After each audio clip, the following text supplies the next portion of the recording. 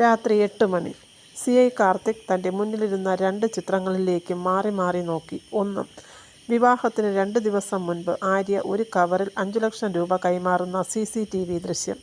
മറ്റൊന്ന്, ആര്യയുടെ അവസാന വീഡിയോയിൽ പതിഞ്ഞ ഒരു കൈ. രണ്ടിലും ഒരേ മോതിരം, പാമ്പിൻ്റെ രൂപമുള്ള വെള്ളി മോതിരം. "സാർ," സബ് ഇൻസ്പെക്ടർ വിവേക് പതുക്കെ വിളിച്ചു. "ഒരേ മോതിരം ധരിച്ചതുകൊണ്ട് ഒരാളാണെന്ന് ഉറപ്പിക്കാൻ കഴിയുമോ?" കാർത്തിക് കസേരയിൽ പിന്നിലേക്ക് ചാഞ്ഞു. "കഴിയില്ല. പക്ഷേ 15 വർഷം മുൻപ് ഗോവിന്ദൻ കണ്ടതും ഇതേ മോതിരമാണ്." വിവേക് നിശബ്ദനായി. "അപ്പോൾ അയാൾക്ക് കുറഞ്ഞത് 30 വയസ്സിന് മുകളിൽ പ്രായമുണ്ടാവണം." "അതെ." കാർത്തിക് ചിത്രത്തിലേക്ക് വിരൽ ചൂണ്ടി. "അതുകൊണ്ട് ആദിത്യനെയും രോഹിത്തിനെയും മാത്രം നോക്കിയിരുന്നാൽ നമ്മൾ തെറ്റായ വഴിയിലാകും."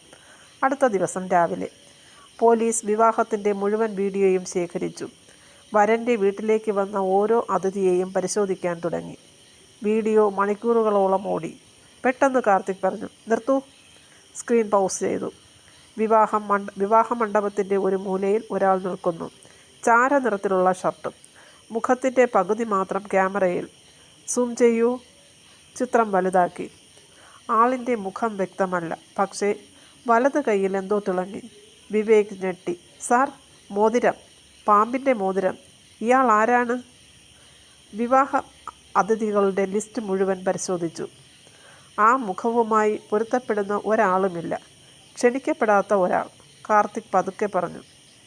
"എന്നിട്ടും വിവാഹ വീഡിയോയിൽ മുഴുവൻ അയാളുണ്ട്." വിവാഹ വീഡിയോ മുഴുവൻ വീണ്ടും പരിശോധിച്ചു.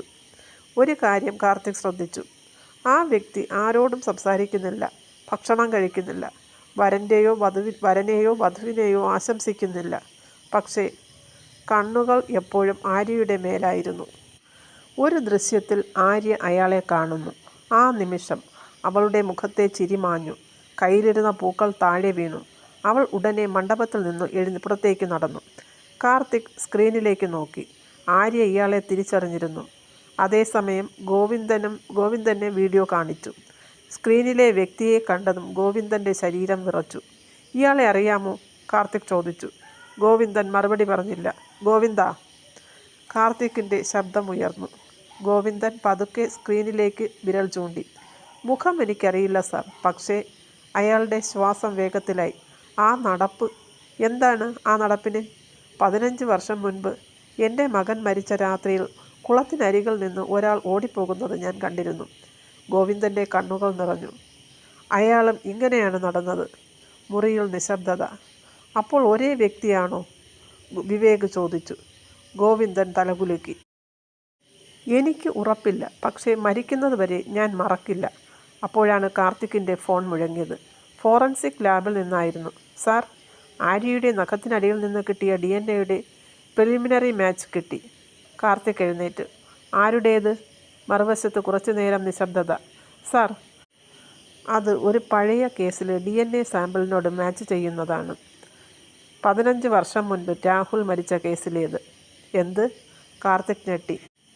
"രാഹുലിൻ്റെ കേസിൽ സംശയിക്കപ്പെട്ട ഒരാളുടെ DNA സാമ്പിൾ." "ആരായിരുന്നു അയാൾ? പേര്?" ഫയലിലെ പേപ്പറുകൾ മറിക്കുന്ന ശബ്ദം കേട്ടു. പിന്നെ മറുവശത്തു നിന്ന് ഒരു പേര്. "ദേവൻ." കാർത്തിക് പതുക്കെ ഫോൺ താഴ്ത്തി. "ദേവൻ ആരാണ്?" വിവേക് ചോദിച്ചു. കാർത്തിക് പഴയ കേസ് ഫയൽ തുറന്നു. ഒരു പഴയ ഫോട്ടോ പുറത്തെടുത്തു. ഫോട്ടോ കണ്ട ഗോവിന്ദൻ പെട്ടെന്ന് കസേരയിൽ നിന്ന് എഴുന്നേറ്റു. "ഇല്ല, ഇത് അയാളല്ല." കാർത്തിക് ഞെട്ടി. "എന്താണ് പറയുന്നത്?" ഗോവിന്ദൻ ഫോട്ടോ കയ്യിലെടുത്തു. "ദേവനെ എനിക്കറിയാം സാർ. അയാൾക്ക് ഇങ്ങനെ നടക്കാൻ കഴിയില്ല." "എന്തുകൊണ്ട്?" ഗോവിന്ദൻ കാർത്തിക്കിനെ ഞെട്ടിച്ചു. 15 വർഷം മുൻപ് രാഹുൽ മരിക്കുന്നതിന് 6 മാസം മുൻപ് ദേവൻ്റെ വലതുകാൽ മുറിച്ചു മാറ്റിയിരുന്നു.